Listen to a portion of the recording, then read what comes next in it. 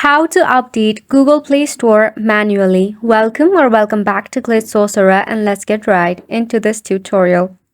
So all we know that we can easily update our application through our Google Play Store. So let's check out how can we update our Google Play Store.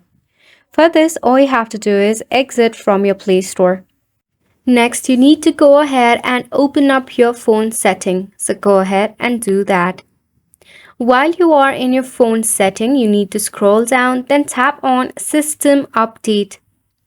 To update your Google Play Store manually, you need to have your system up to date so that it can support the latest version of Google Play Store and also the updated applications. Next, once we have rest assured of it, navigate to Apps option, then head to All Apps. From here, just go ahead and search for Google Play Store. Now we have to head to Storage and Cache and clear it up. Next is to tap on Force Stop.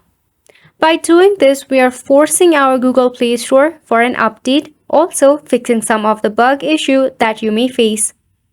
Now once all of this is done, you can open up your Google Play Store and check out for latest apps, and I bet you will get all of it. That wraps up this tutorial as well. Thank you so much for tuning in.